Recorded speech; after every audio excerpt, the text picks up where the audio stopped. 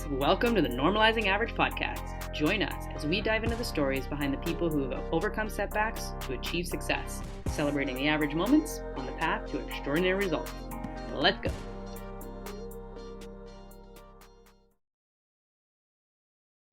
Welcome, welcome, welcome. I am Eve Duke with the Normalizing Average podcast, and I'm here with Marty Schaffer. He is the founder and the energy behind Capow, a guiding backcountry education company and heli access chalet, blanket chalet, located in the Monashees Mountains.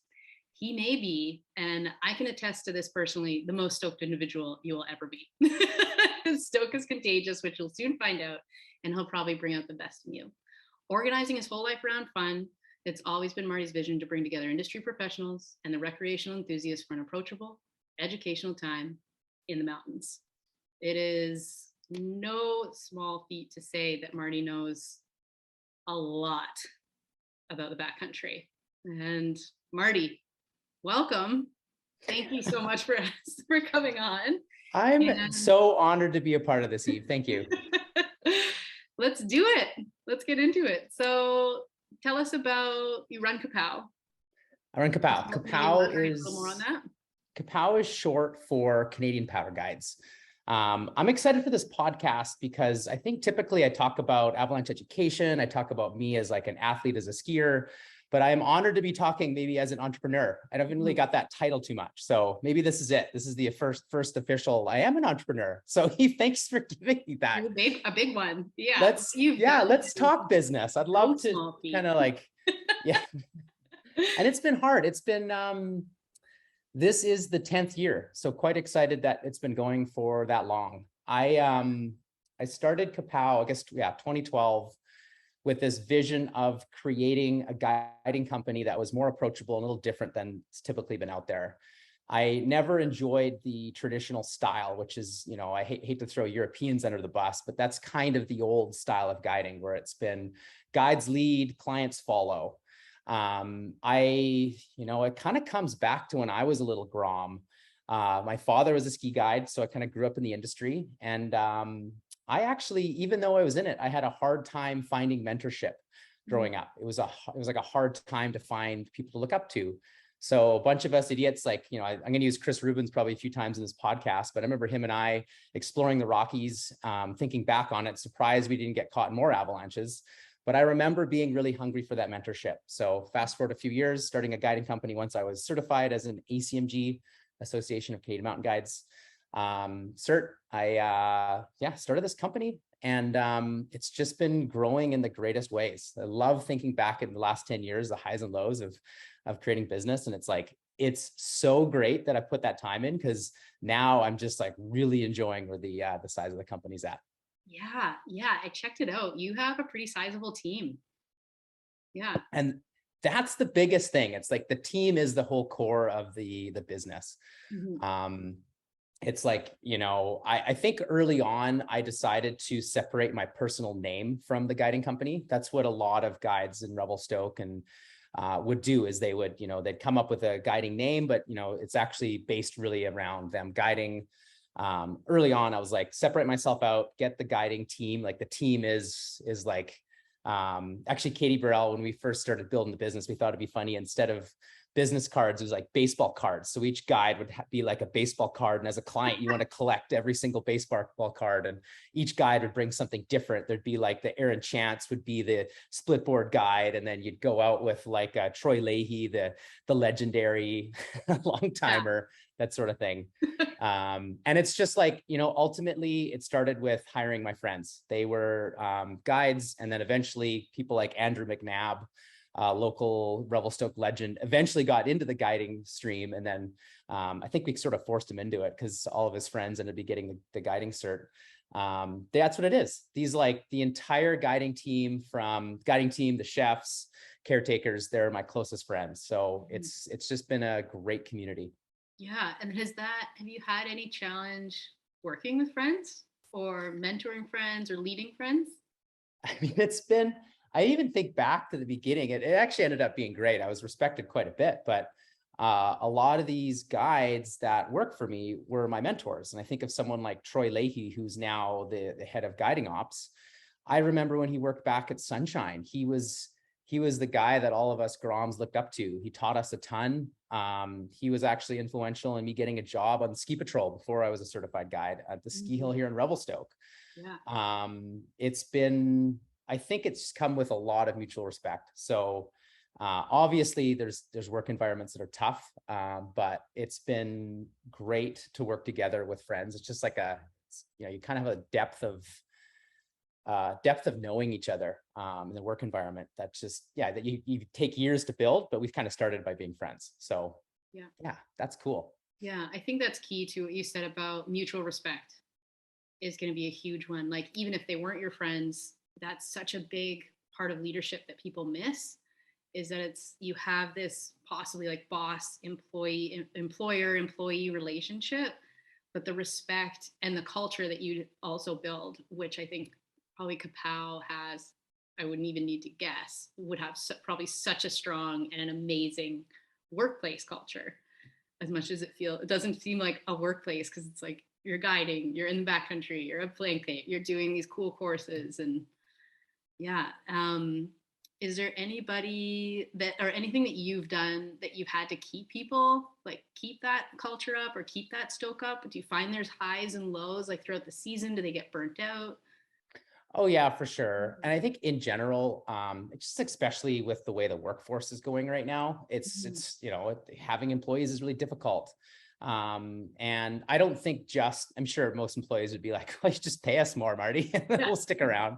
But I don't think I don't truly believe it's like, we know this. It's just paying more is not the answer. And so a big goal for me is kind of two things. Is I'm trying to create unique experiences for the guides. So I've always pitched it to the guiding team that Capow can be the platform to get the guiding you've always wanted.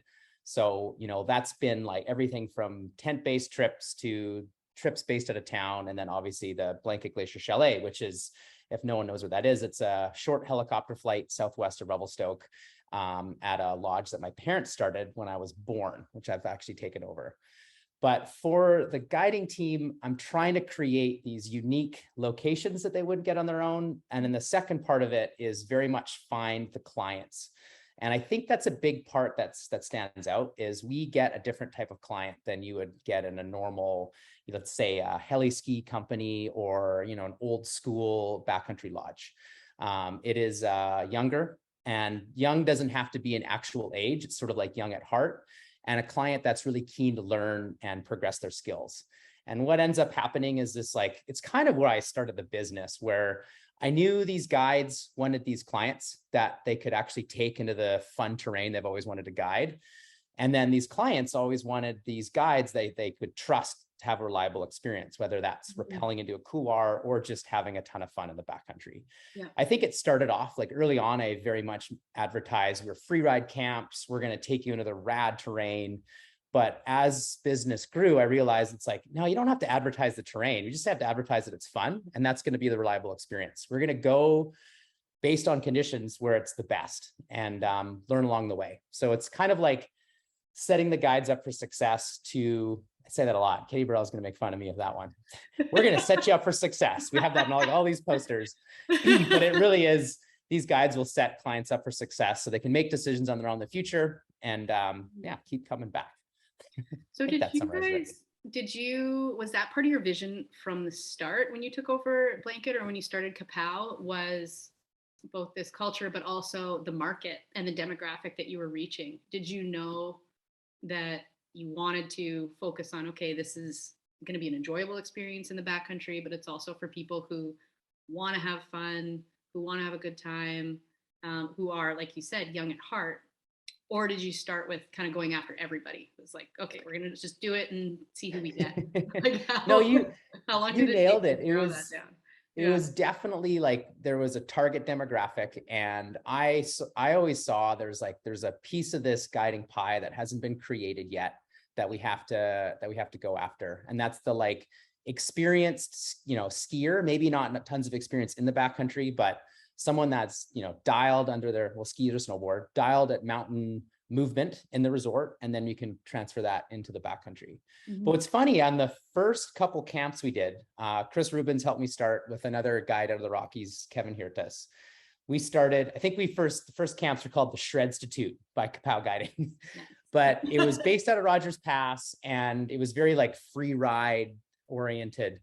But it was funny putting this together because we were like, we're going to give everything we know on a weekend. And so the business model was like, come out for the weekend and you're going to learn everything that we know. And what we found is you clearly can't. You can't learn everything about backcountry skiing in one weekend, as much as we want to like pour it out there. But we were quite surprised. We kind of thought people would come for the weekend, and then the success in the business would be people would learn a lot, they'd tell their friends, and then we'd kind of build the business model out from the friends. But what we've actually learned through the educational model was the more you learn, the more you realize you don't know, and we realize that this whole educational backcountry thing is like, the curriculum is endless. Yeah. And so when we thought it was just going to be, we get clients for one weekend, it actually turned out to be a lifetime of clients. Whether, there's always something to learn, but I think what clients have really seen is you just maximize your time. Like if you only have a weekend or 4 days, people are busy working, they want to come, they want to learn, but they also want to get the best POW, and coming with a guide is a big part to that. Yeah. But the second part, almost to continue from your question from the blanket standpoint, is Capow is definitely built around this concept of a guiding business based out of Revelstoke and being Canadian wide. The blanket came into view where here we were traveling to Rogers Pass early season, and then ski touring up the valley to get the best possible snow at higher elevations. And I remember, thinking with Chris, I'm like, God, I wish there's just some way that we could start high and end high at the end of the day. Meanwhile, the blanket chalet was sitting empty in the off seasons. So we just quickly figured out there was an opportunity with my family's business to extend the season. So that's actually how it started. My parents had clients in the prime time, mostly telemark skiers, column granola munchers, where they would rent the chalet. So you'd get it for the week, you fly in on a Saturday, fly out on a Saturday, you're self-guided, self-catered, just had the place to yourself. And then those clients have been coming forever. That was prime time. And then Chris and I started these trips from December into beginning of January and then into the spring, where they're 4 days guided, catered. We really wanted to offer the catered part because we really just wanted to maximize the day. And we kind of broke down the price. And it's like, if we have 14 guests splitting the cost of a chef and the food, when you break it down, it's actually not that much more expensive to have a chef along. So that, slowly what happened there was, my parents were going to come up, they were going to retire at some point. So we actually just like slowly kind of like brought in the gap of like, my parents' clients were like dying off, kind of literally. But eventually, and it was about 5 years ago, we actually ran the full business as guided, catered. What we also did is ran shorter trips because we could keep the price tag lower, but it was also, our demographic, a working professional, has a hard time taking 7 days off. And so, kind of brings us up to where we are now. We are very much Revelstoke based, Rogers Pass. This year, we're going to do a lot more off the ski hill. And then a big part of what we're doing is obviously at the Blanket Chalet. So there's 43 4- and 5-day trips from middle of November to May 1st at the Blanket Chalet. So that's like, that's a ton. 14 people every 4 or 5 days. And then the guiding team, as you mentioned earlier, it's like, we've got like 30 people on staff. We've got 4 or 5 amazing chefs. We've got custodians that are total shredders, about 5 of them, and then a big part of the guiding team as well.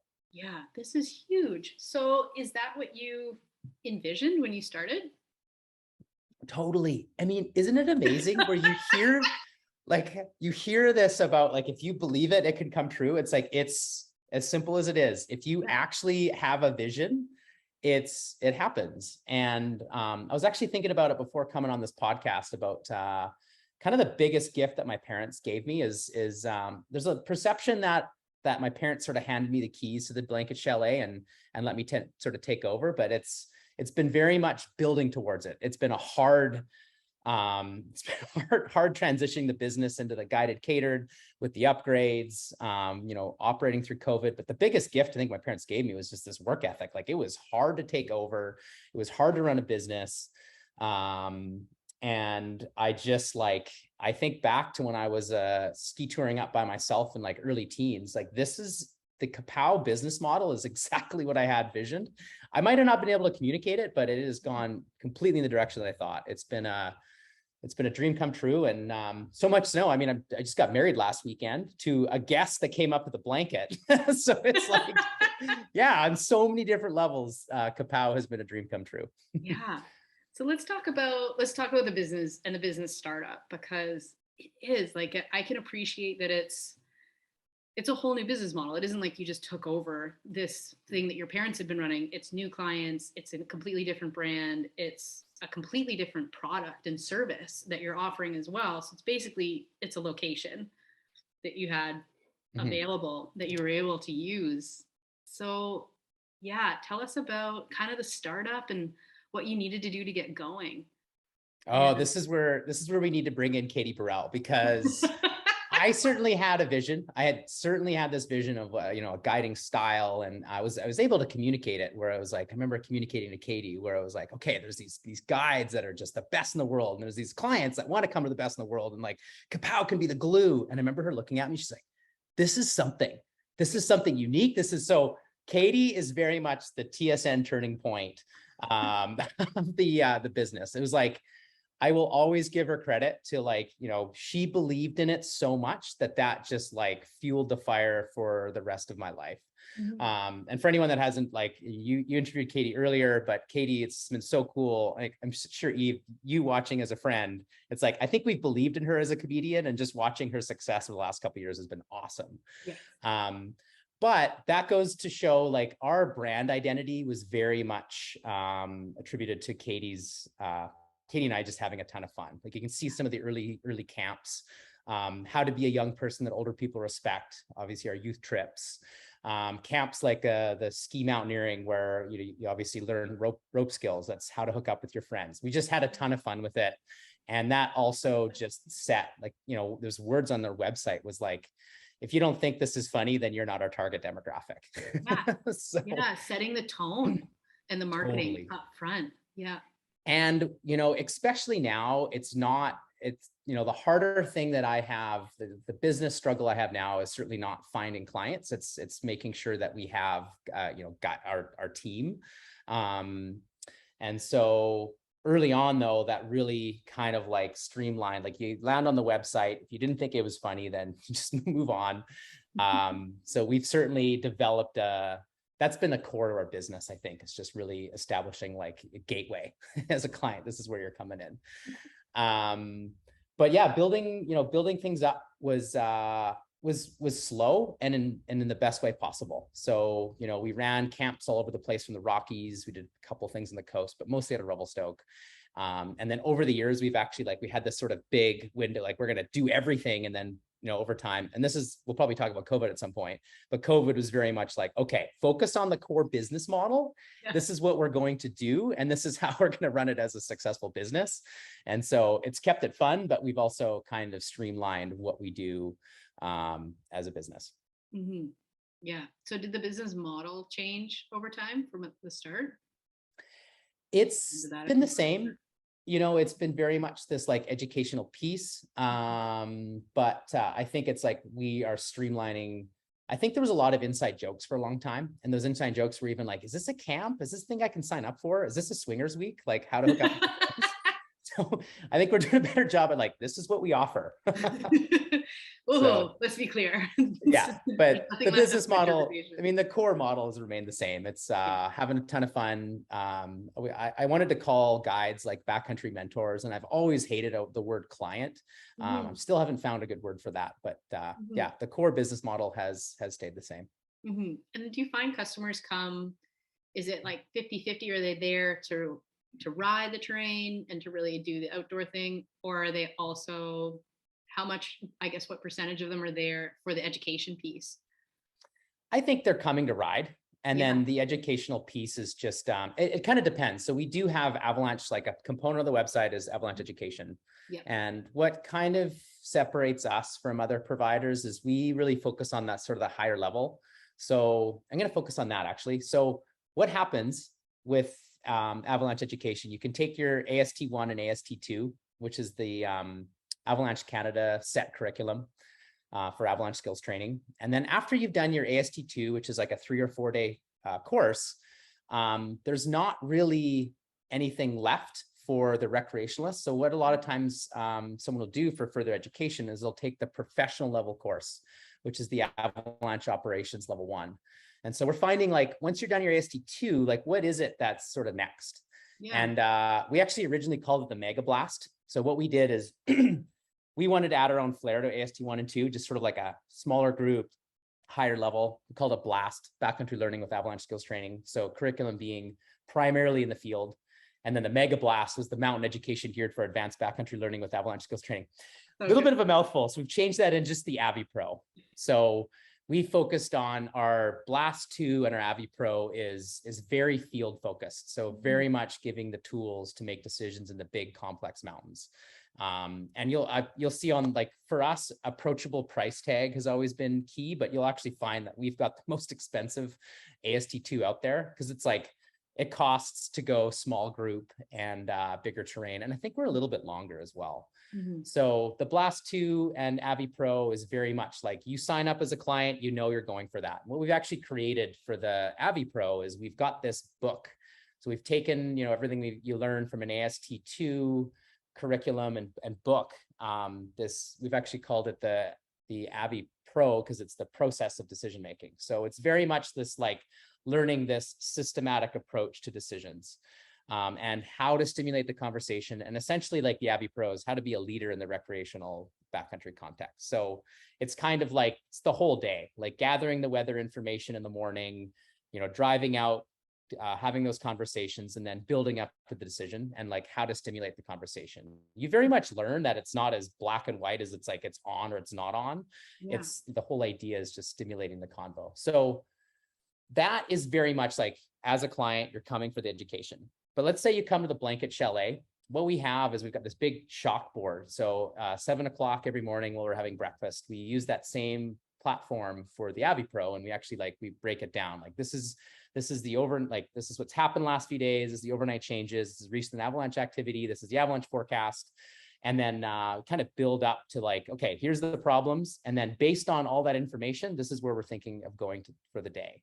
Yeah. And what's cool with that is the way the Avalanche Bulletin is set up is you get your danger rating up front, and then you kind of take it from there. But we actually flip it around. The danger rating is just a summary of it. So the whole, like, Joe Lambers has the best analogy for this. So if you're like a boxer going into the ring and your coach is, like, setting you up for success, and your coach is like, okay, your opponent has considerable hazard. You dive into the ring and you get, you find out the characteristics the hard way. You get, like, smacked on the side, upper jab. But if you're given the characteristics before you go into the ring, what you're up against. You know how to dive into it. And I think about that so much with the backcountry. So instead of just saying that the backcountry has considerable hazard, truly what you need is those characteristics. Yeah. And how this works really well. So as a client, a client has a certain expectation that they're going to learn, but also, I think more than that, it's more like the client wants to know what the conditions are like. So you kind of set them up for success for the day. What's really cool with this from a guiding context is if you communicate to your clients that, like, the danger rating is high based on these characteristics, when you're ski touring up and you're looking at the bottom of a big face, the face you see in the movies that, like, as a client, you're like, I can shred that. I came to totally shred this. It's kind of cool to be, give that information before you go out the door. It eliminates this sort of pressure that a guide would get to deliver on terrain.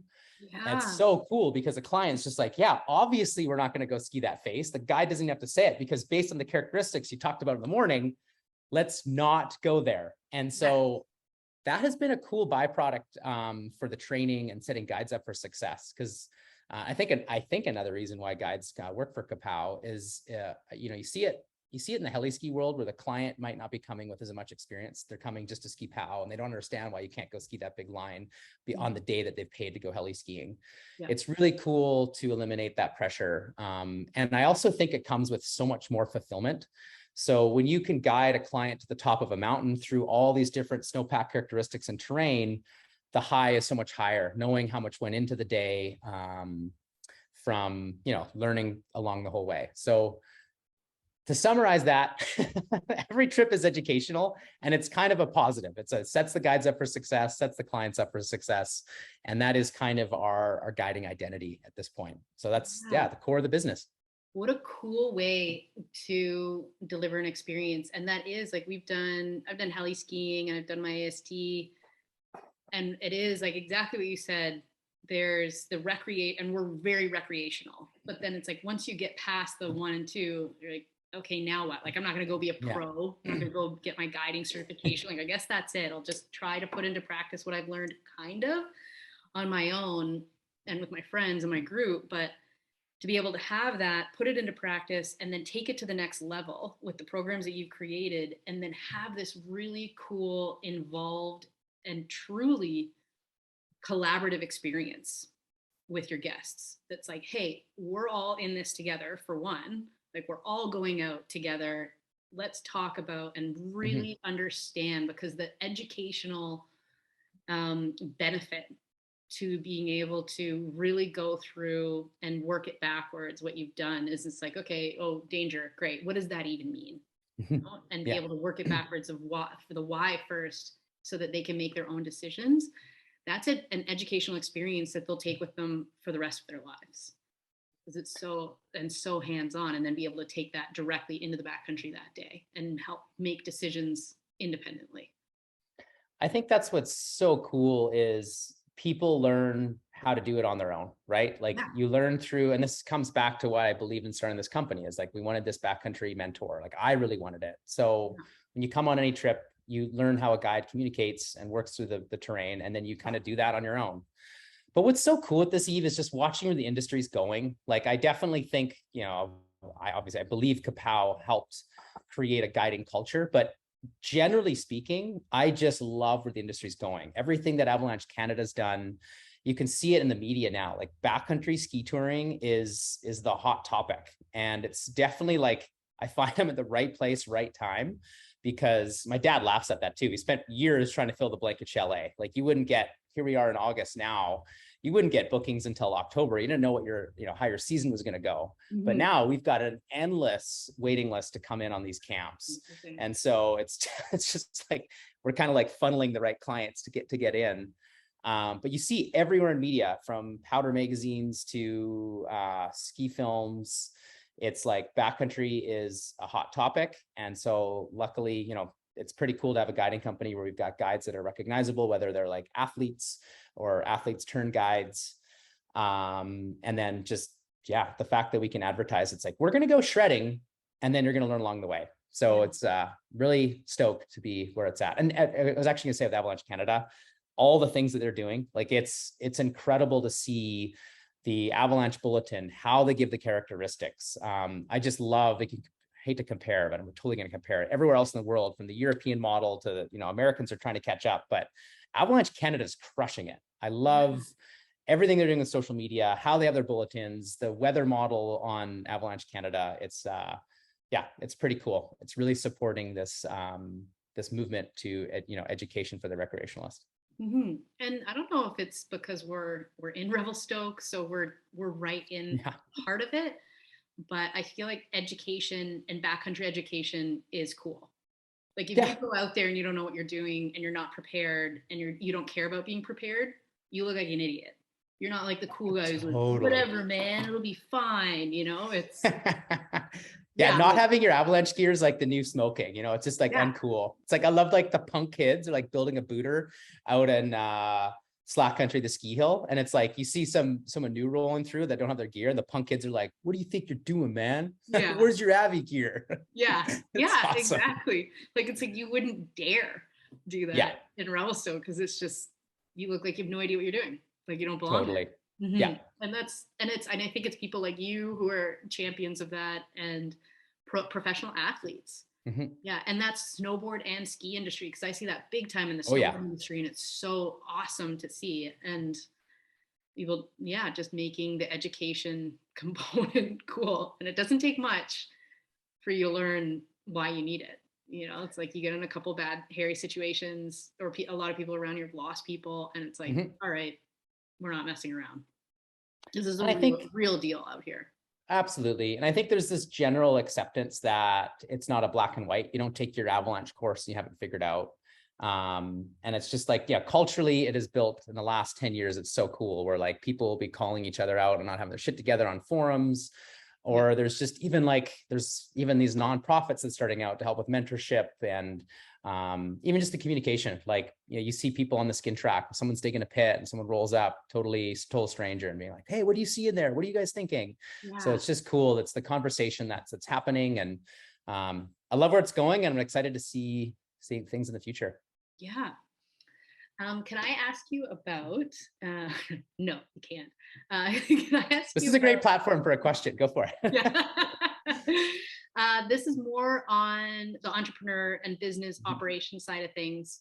For you, what skills have you developed along the way, or resources do you find you have been critical, like mission critical to running Capow? Oh, I mean, that's been quite evident the last couple of years. It's just, you know, early on as an entrepreneur, you kind of do everything, right? Like you do everything from the copywriting to all the emails to, I think the biggest success is just bringing on the team, surrounding myself with people that make me look good. That's really what it is. But that is certainly like the business had to grow to a certain size in order for that to happen. And so that has only been the last few years. And that's where I was saying earlier how much I'm just loving it. Just the more that there's a lot of things that I am terrible at. And like, take a look at even my social media, how bad I am at spelling, any copywriting, even just responding to emails. So it's been the biggest success. It's just developing the right, you know, team members for the right positions. And yeah, that has been, it's amazing how fast things can grow once you go through that. Right? Like, it's just if you can actually focus on growing the business and make sure it's on track, and, you know, the most important things are getting done in the background, it's like, yeah, that changes everything. Was it hard for you as the team grew to let go of things? I think anyone would say that's been hard. There's been some things I've probably held on to too long, but I think generally that's one thing I strive on from a day-to-day basis. It's just like, you know, that might not be the best way I would have done it as employees working through something, but I'm like, I'm gonna let them do that. And it's funny because it's like, I think more often than not, I've learned a different way of doing things, which is actually more effective. But yes, super hard to let go of some things, but you just cannot have your finger on everything. Yeah, it's just nothing's perfect. And so it's been hard to learn how to empower people through it all, but I'm working hard on that. Yeah. And then the more that they can do that and do that role with autonomy, the better they get at it. And ideally they should be better than you at that particular role, right? It's like, you can't be the best at everything. Yeah. I mean, it's how many successful entrepreneurs have you heard is like, you know, the best thing they could have done is remove themselves from like, and I see it. The future of this business, the future success of this business is the more I can remove myself from. Yeah, for sure. That's the ticket. Yeah. And even like, yeah, Scott and I like talking about how it grows along the way, and you start off, as any entrepreneur does and has to, basically doing everything. And then you go through, did you find you go through these like kind of leaps and pushes that it's like, okay, I'm going to push, grow it big enough. Now we can bring on another person. Like even just financially, it's like, okay, you got to bring a little bit more. And now we can afford another guide. Okay. Now we can afford another chef. And it starts to stack and grow. And one thing I forget, I don't, maybe this is the book title, but I was listening to this really cool podcast that stuck, and it's been like the thing I've really focused on the last year. It's the, you know, when you're trying to decide to do something, it's who, not how. So who can do it, not how to do it. And it is so true. Like, I feel as a new entrepreneur, you always just figure like, how can I figure this out? How can I accomplish this? You end up late nights trying to figure this thing out. But then if you can figure out who can do it, that is the key. But one thing I really want to hit on is I think a big growth for us was through the pandemic. I think going into it, I was just like, I was looking at this impending doom. And I think there was definitely times where I'm like, is this going to be the end of the business? Yeah. But thinking back on it, that was probably the biggest step forward for us, because it forced me into, keeping staff on, but it certainly forced us to get organized and removed myself, I think, in a big way from the day-to-day operations. And I think it all comes down, like, I actually think the government did a great job at those subsidies, because I kept staff on, I was able to hire more staff, we kept rolling, and we grew as a team so much. Like, we actually went from, like, there's actually staff that are year round on salary, because there's like all these certain tasks that need to get done. And that, the wage subsidy certainly helped us with that. But how we grew as a team, just like, it was hard for everyone, and we had to navigate something every single day. It sucked in the moment, but looking back on it, it was just a huge growth for us. And I'm like so proud of everyone on the team. I love where we're at. And it's I think it's just set a foundation for us to grow. Just stoked. Yeah. It sucked there for a bit, but it's stoked. So let's talk about how that transpired. So you have COVID hits. And for you, it would have been in the spring. So it's a springtime. So is that an off season for you? Or is that actually kind of like when your marketing's rolling out and people are signing up throughout the summer because you're prepping for winter? Yeah, I mean, it was in the spring. We still had another 2 months left. It was really hard to, like, we had to change the way we had like cancellation policies and all these sorts of things. Yeah. So we definitely had a lot. It was a struggle to refund people. We actually begged for everyone to like keep their money in the business so we could like do it in the future. But then the problem with that is, like, obviously for 2 years, Americans couldn't come. So it's like all these clients that are like, we don't know where you're from. So we were forced into getting a really good client management system. And just that management of clients was like a big piece to it. I don't know, I'm going with that. And then, where was I going with that, Eve? What was your question? Oh, is it like just how stuff transpired once everything hit? Oh yeah. And so it's because it's springtime and you still have 2 months left of your season. Yeah. I mean, luckily we didn't, I think that luckily we didn't have like a summer operation. So we were able to like, kind of make a plan for guests, move it forward. And then once the fall hit, we had to like change that again, because it wasn't like Americans, no one could travel. And it felt like that first operational year, we started up when there was another wave of COVID. So we started in November, and then there was like a whole new round of restrictions. So COVID was hard for, like, I think my personal reputation in Revelstoke. I think that pretty early on, a lot of guides and just locals were blaming us for bringing COVID to town, although we never ended up actually bringing any COVID. But it was like we were teaching. Here, but I never heard that. Thank you. It was just, and I am a sensitive person, so I definitely took a lot of those comments to heart. For sure. But it was, I never thought the problem was people coming from Calgary to take an Avalanche course, like meeting at a parking lot and then going out. So we maintained a lot more Avalanche education through that whole piece. The blanket was really small. We just had like, small families kind of come up. But it was like, I actually realized after that how through the whole pandemic, how I thought I thought my views were a little bit more social, believed in socialism, but I definitely realized I'm more of a capitalist after that, because I was like, government, don't give me money, just let me run my business. I just want to think of creative ways. Stop telling me how I need to fit in these certain boxes. It's like, it kind of goes back to the analogy of the, kind of off topic here, but I remember going through it. It's kind of like the analogy that we give for Avalanche education. I wish the government gave us the characteristics of the virus, not like the danger is high and everything must be closed. So it's like, give us the characteristics. And then as a business owner, I'm going to try to figure out how I want to evaluate my own risk and communicate that risk to clients. So it was actually kind of cool. This like Avi Pro framework that we've come up with is a great way that we've applied to, business decisions, investing, those kinds of things. And that was a big one coming through the pandemic. So what we did is like every single day we had a different way of sort of navigating something. And I think I was pretty early on as a business being like, we can stay open. Avalanche Canada actually backed us up with like, Avalanche Education is considered essential travel. And I totally believe in that. But what we did is like each staff member had their own, like they're working through something through the pandemic. Yeah. But a big thing for me is because a lot of these businesses in town rely on overseas or like American travelers, other country travelers, all of a sudden I had such a great availability for staff. So that was the ability to grow, is like clients wanted to take Avalanche Education, guides weren't working, so I was able to put them all to work. And we just sort of took that growth and kept going. Wow. Oh, that's so awesome. And it really takes that kind of ability to adapt and push through it, right? And also not have, what I'm hearing too is not really be afraid to grow. Mm-hmm. It's like we don't need to shut down. I don't need to fire everybody. I don't need to panic.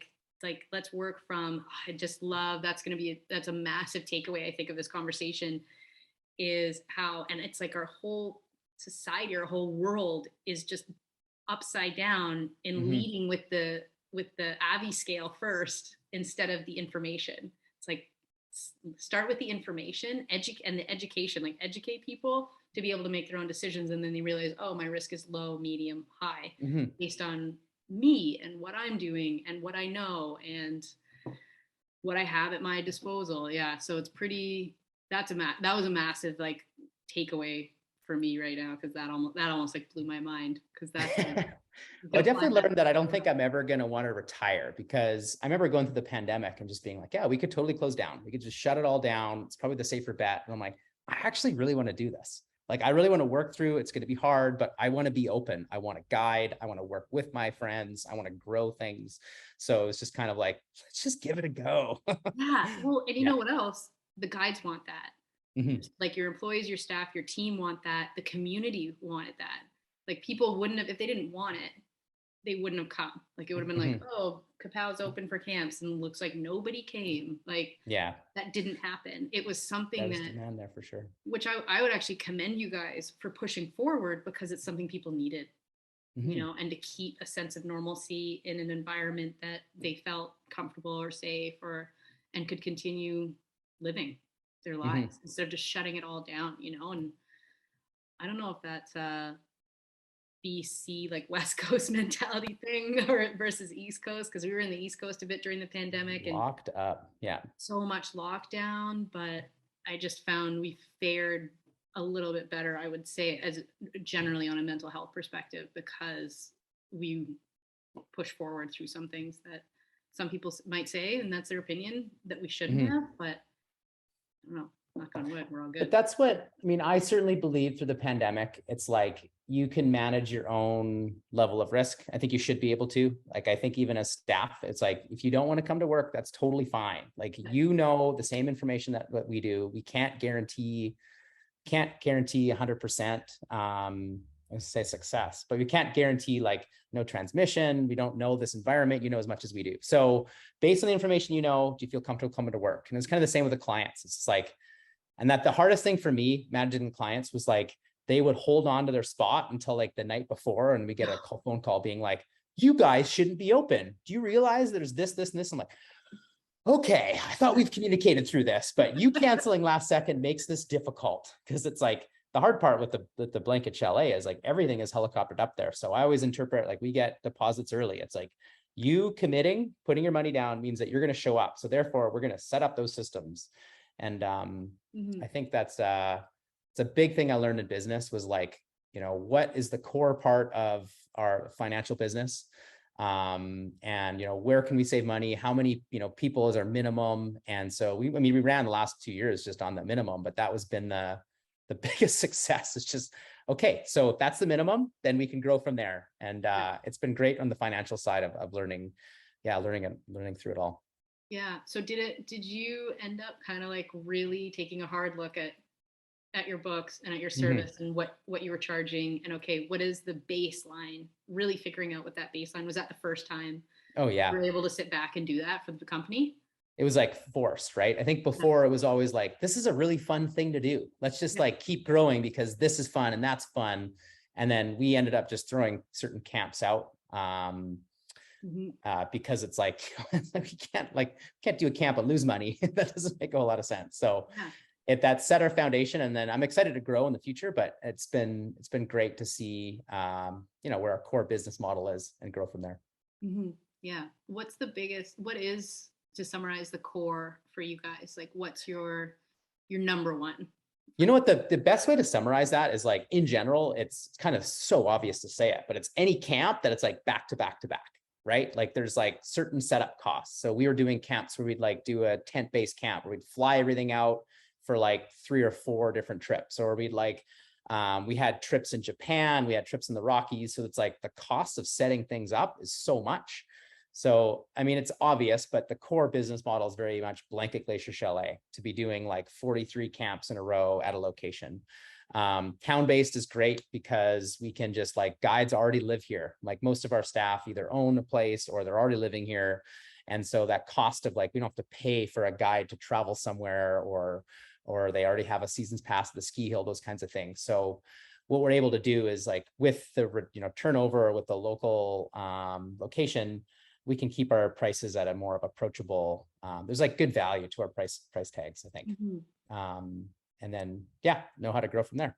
Yeah, because you don't have this huge upfront and setup cost. That's also, I used to do in a snowboard events company. Yeah. And it was like one-off event. So if the weather was bad that weekend, it's like, well, we just planned for 6 months. Yeah. We'll run it, but it's, like, what do you do? Whereas that I can definitely appreciate that initial setup. It's like, once it's there, it's set up, it's established. And would you say that works too, whether it's the chalet or even just like a big tent camp somewhere in the backcountry, and you can just, it's already done, it's set up, the food's in, you can maybe bring in more supplies, resources as you need, but it's there, it's ready to go, and you can just run back to back. Yeah, I think also location wise, like, name the business Canadian Powder Guides, but ultimately I'm realizing, like, Revelstoke is the base, right? This is where the staff is. This is where we have all our systems set up. I think that's the big thing learning about doing a camp in Japan. It's like clients would look at the price tag and be like, well, a 4-day camp in Japan is like twice as much as something in Revelstoke. So I learned that, like, instead of charging clients to get the guide over and the food over for the guides, that it's like people are already coming from all over the world to Revelstoke. Why do we need to be a Revelstoke company that goes everywhere in the world? It's like, because it's like, that we are Revelstoke based. So you cut that. You're like, all right, we don't need to go. It's fun and it's cool, but it's probably not cost effective. Totally. In terms of business, it's a fun thing to do. And I think, we've supported other guides that go out and do that, but it's like, our business model is here. Yeah. And that makes perfect sense. And then what's the future dream for the business? Is that sound is just like, that's the future. It's the future. It's a great segue into the Normalizing Average podcast. The future for the business is continued trips out of Revelstoke. So I think a big thing for me, being a Grom, being really hungry for backcountry education, backcountry mentorship, was just like, I think we need to set those systems up. So I'd love to develop more of a youth program based out of town, off the ski hill. Using the ski hill I think is just such a great platform for these educational trips. And so, that would be the big move forward. I don't know if it's going to happen this winter, but we'll build it this winter, looking for the next winter. And I've always thought, like, if you're a kid growing up in Revelstoke, I have such high expectations for them. Like, everyone in the world is coming here. And it's like, my expectations for those kids is like, you're going to have your shit together. And so if that's what my expectations are, I'm going to be influential in making sure that they do. It's actually been so cool to see some of the kids that we've helped mentor. Like, there's a lot of them come from the Rockies, actually ended up moving here. Some of these kids have turned into the biggest names in skiing. Like, I think about Cole from Canmore. He came on a camp, met Sammy Carlson, ended up getting in on this like Quicksilver event that was in Revelstoke, won this Quicksilver event. I think he won $30,000. And then he's just been like it's one of the biggest names in the Matchstick films now. Yeah. And just to see that, like, we were there instrumental in like those, you know, in like any success, there's like been that like TSN turning point. Yeah. And so it's been kind of cool to like help steer that rudder of his career. I think there's a lot more out there. I think a lot of the pro skiers in town want to help out with that mentorship. So that's kind of the big thing. And that's going to be mostly funded. Rubens and I started the Capow Fund years ago. And so we've actually been collecting money for the last few years, whether it's through movie premieres. I know Pulse Rebel Stoke has helped with promoting that. Some of our clients have also just donated to it. So we're going to try to make it as approachable financially for everyone, but it's definitely like this youth focus. I think there's tons of potential. It'd be kind of like a free ride camp for backcountry skiing, whether it's like, you know, you could sign up for the year. We do every second weekend. Haven't figured out those exact details, but that's going to be really fun to create. And that's not really necessarily business, but that's where I pulled my heartstrings. So I'm going to put some energy into that. Yeah.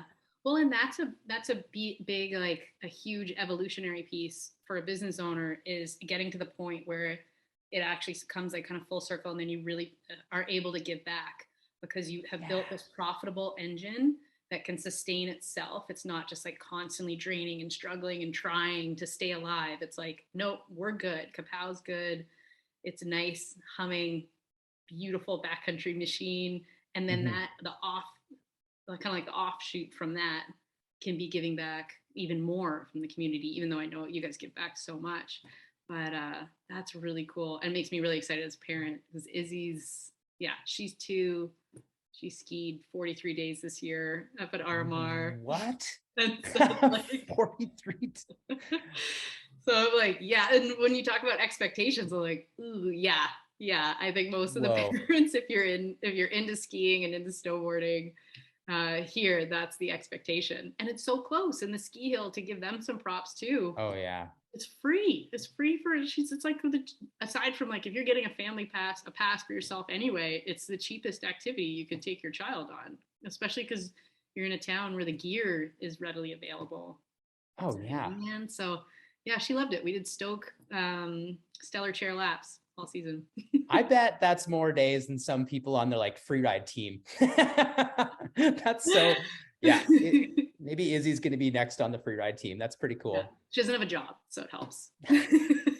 But in some ways, if you think about business, someone's made fun of me this before, but doing all these camps for youth are like little seeds, you know, like I'm just going to plant those seeds. You're going to water them correctly, because those are going to be the future guests. So we're just molding the next round of Capow clients. So it's future guests, future guides, future chefs, future caretakers. Backcountry education drug dealers, where it's like, first one's free. It's the gateway. It's the gateway.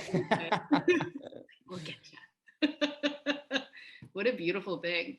Okay, well, let's I'm gonna wrap up with our closing question, and then we'll get some details about how people can find you. But closing question is, what is the most average thing about Marty Schaffer? One thing, I just like, I was thinking through this, and it's just like, people that know me well know how much I sleep. And it's like, if I don't get enough sleep, I am the grumpiest person. Like, I certainly have this reputation of being stoked all the time and all this, but like, if I don't get my sleep, I am just so grumpy. So I am so much more grumpier than it comes across. But I think that's the averaging quality is, I need my sleep. That's perfect. I can't even imagine you grumpy. It'd probably be like, your grumpy would be like an average person stoked. You go ahead and ask staff and close it down. It's definitely, oh no. Yeah. I think I'm stoked because I enjoy my occupation. I think like I would never change that. And I think that's what I've worked really hard to get there. And I think that's why I'm so stoked all the time, is it's like, I really truly enjoy what I'm doing, but it's been the hard work that I've put in to get there. I have a second last question that just came up then. Did you ever think about doing anything else, like in your... I thought I was going to be a pro mountain biker in high school, so I wasn't big into skiing as much as I am now. I think my subconscious always knew this is what I wanted to be. And I was like for a while there, I was trying not to let myself fully go like ski tour guide or educational inspired guide. I started out of high school, ski patrolling. So throwing bombs, I thought was so cool. I was like, you know what, I'm always going to keep ski touring as my passion. Avalanche control is where I'm going to focus. Yeah. And then after that, I was like, you know what, I actually really like people. So I got into heli skiing in a big way. I was like, okay, heli skiing is where it's going to be work. And I'm going to separate work from my passion, which is ski touring. Yeah. And then eventually, after getting my full cert as a ski guide, I'm just like, you know what, let's just embrace that. I love people. I love backcountry ski touring. And I'm fully allowing myself to combine my passion, which is working hard and ski touring and hanging out with people. Yeah. So, well, and you've had so much success in getting it to a point where your business isn't like completely eating you alive. Mm-hmm. Some people, if they can't make it through those breakthrough points of developing the team, yeah, it can ruin it big time. It's so true. Yeah, that's a really hard thing. I've even talked to a few new guide business owners. It's just like, it's a hard, there's like you as a guide and then taking that big step moving forward. But I can't really describe that well, but yes. Okay, so where can people find you, find out about Capow, and also importantly, donate to the Capow Fund as well? Oh, I appreciate it. Yeah. I think I decided to create a company that was really easy to remember. So it's capow.ca, but keep in mind, Capow is not spelled with a K. So it's capow.ca. For those of you listening in Revelstoke, we've got a ton of events coming on this winter. So the Canuck Split Fest, early January, we're going to throw a big party in town, just like approachable is the big word. So we've got a bunch of raffles. I think we have actually a guiding kit that we developed through this company called True Gear. So we'll be, raffling off our guiding uniform. It's a different color. We're going to be doing a bunch of things with youth. And then we also have camps going out pretty much every weekend. So that's not a Capow Fund thing.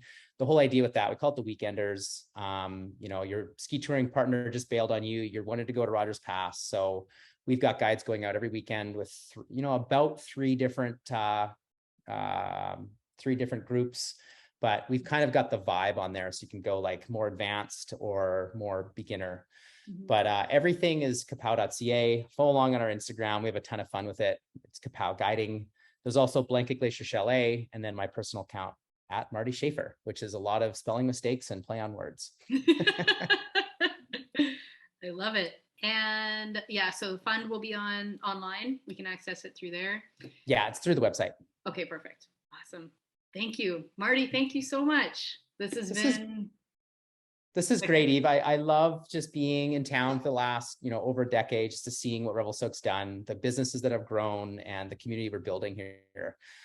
It's just like, love where it's at. I'm just like, take moments, like stop and just see everything that's happened, what you and Scott have created, businesses that were started 10 years ago. It's just like, it'll be exciting when we retire, if we ever retire, look back and see what the community we've built. And I'm honored to be a part of it. Pretty wild. Well, thank you so much. I'm honored to have you. All Thanks, right. Eve. See you around town. Bye, Marty.